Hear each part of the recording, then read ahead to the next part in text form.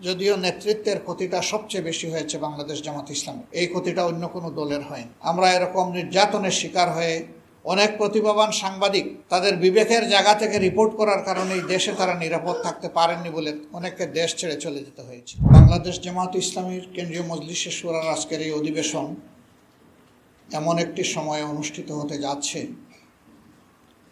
যখন আমাদের প্রিয় জন্মভূমি এবছরের 5ই আগস্ট একটি কাঙ্ক্ষিত পরিবর্তন উপহার পেয়েছে। আমি আমার বক্তব্যের সূচনায় আরেকবার এই পরিবর্তনের মূল কারিগর নায়ক, দেশে বিদেশে অংশগ্রহণকারী এই পরিবর্তনের সহযোদ্ধা, বিশেষভাবে যারা তাদের মূল্যবান জীবন জাতিকে এমন একটি কাঙ্ক্ষিত পরিবর্তন এনে দেওয়ার জন্যে উৎসর্গ করেছেন, আমি তাদের প্রতি গভীর শ্রদ্ধা জ্ঞাপন করছি। মহান রবের দরবারে দোয়া করছি আল্লাহ তাদেরকে শহীদ হিসাবে কবুল করুন। অসংখ্য সহকর্মী ভাই বোন, দেশের নাগরিক, বিশেষ করে যুব সমাজের সদস্যবৃন্দা, তারা গুরুতর আঘাতপ্রাপ্ত হয়ে অনেকে পঙ্গু হয়ে পড়েছেন, অনেকে মেরুদণ্ড আঘাত পেয়ে হাসপাতালের বেডে অবশ হয়ে পড়ে আছে, অনেকে চোখ হারিয়েছেন, হাত হারিয়েছেন, পা হারিয়েছেন। এরকম সকল আঘাতপ্রাপ্ত এবং কষ্ট নিয়ে যারা বেঁচে আছেন তাদের প্রতি শ্রদ্ধা নিবেদন করার পাশাপাশি মহান রবের দরবারে দোয়া করি আল্লাহ তাদেরকে সুস্থতার নিয়ামত দান করুন।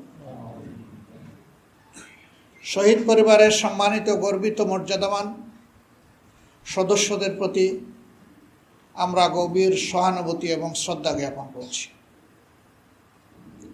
দেশের ভিতরে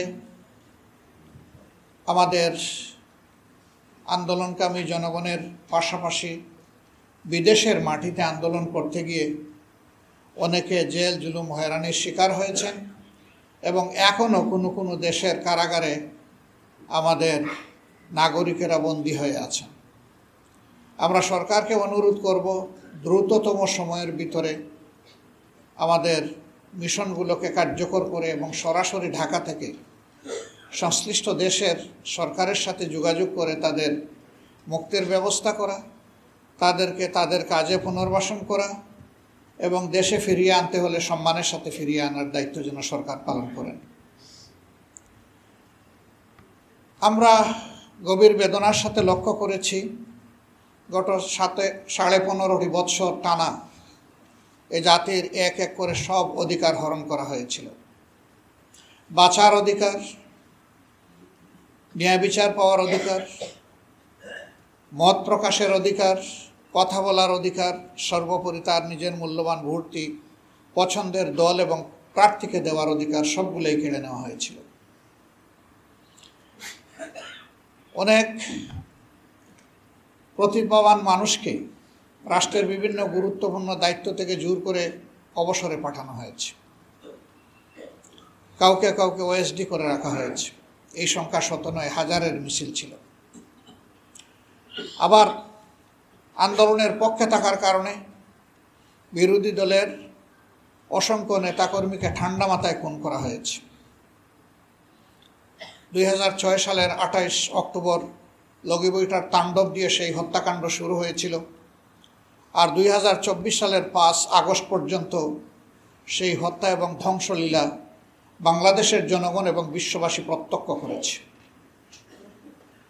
এই সরকারের কাছে জনগণের জান, মাল, ইজ্জত, আবরুর কোনো ধরনের কোনো মর্যাদা ছিল না, কোনো নিরাপত্তা ছিল না। এই সকল নিরাপত্তাই কেড়ে নেওয়া হয়েছে। আমরা শ্রদ্ধার সাথে স্মরণ করি বিডিআরের তৎকালীন বিডিআরের সদর দপ্তর পিলখানায় যে 57 জন কমিটেড চৌকস সেনা অফিসারকে হত্যা করা হয়েছিল। আল্লাহ তাদেরকেও শহীদের মর্যাদা দান করুন। এরপরে আঘাতটা দেওয়া হয়েছিল বাংলাদেশ জামাত ইসলামীর উপর। আমাদের 2 জন সাবেক আমিরে জামাত জনাব অধ্যাপক গোলাম আজম রাহিমাহুল্লাহ শহীদ মৌলানা মতিউর রহমান নিজামী সহ তাদের 11 জন সহকর্মীকে নির্মমভাবে বিচারের নামে প্রহসন করে হত্যা করা হয়েছে। আমরা এর প্রতিবাদ তখনও করেছি, এখনও প্রতিবাদ জানাই এবং আমরা আল্লাহ তাআলার দরবারে দোয়া করি আল্লাহ তাদেরকে মর্যাদাবান শহীদ হিসাবে কবুল করুন।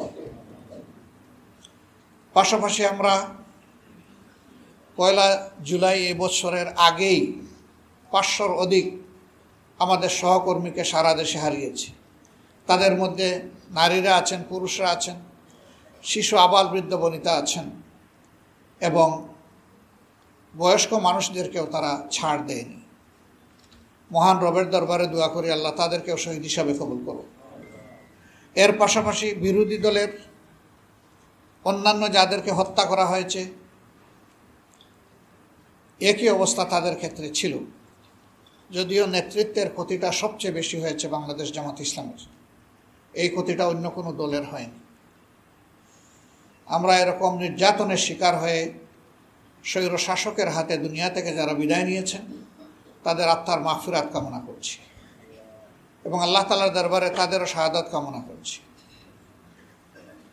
আমাদের দলের বাইরেও যারা পঙ্গু হয়েছেন, আহত হয়েছেন, ক্ষতবিক্ষত হয়েছেন, বিভিন্নভাবে ক্ষতিগ্রস্ত হয়েছেন, তাদের জন্য মহান দরবারে কল্যাণের দোয়া করছি। অসংখ্য আলিম ওলামা যাদের উপরে আঘাত দেওয়া হয়েছিল মূলত 13 সালে 5ই মে শাপলা চত্বরকে কেন্দ্র করে একটা শান্তিপূর্ণ সমাবেশে রাতের অন্ধকারে কিভাবে ঝাঁপিয়ে পড়া হয়েছিল তার সাক্ষী এদেশের জনমানুষ এবং বিশ্ববাসী। কতজন মানুষকে সেদিন খুন করা হয়েছিল তার হদিস আজও পাওয়া যায়। কোথায় তাদেরকে নিয়ে গায়েব করা হয়েছে লাশগুলো, তাদের পরিবার তা জানতে পারেনি। এরপরে আবার 21 সালে একই তাণ্ডব অসংখ্য আলিম উলামা হেফাজতের নেতৃবৃন্দের উপরে চালানো হয়েছিল। হাজার হাজার মামলা দিয়ে লক্ষ লক্ষ মানুষকে জেলে নেওয়া হয়েছে। কার্যত আমাদের বাড়িঘর জেলেই পরিণত হয়েছিল। জেলের ভিতরেও জেল, বাইরেও জেল, গোটা দেশটাই একটা কারাগারে পরিণত হয়েছিল। অনেক বিবেকবান নিরীহ মানুষ এই তাণ্ডবের কারণে তখন দেশ ছেড়ে ভিন্ন দেশে তারা ঠিকানা খুঁজতে বাধ্য হয়েছিলেন। অনেক প্রতিভাবান সাংবাদিক তাদের বিবেকের জায়গা থেকে রিপোর্ট করার কারণে এই দেশে তারা নিরাপদ থাকতে পারেননি বলে অনেককে দেশ ছেড়ে চলে যেতে হয়েছিল। 13 সালে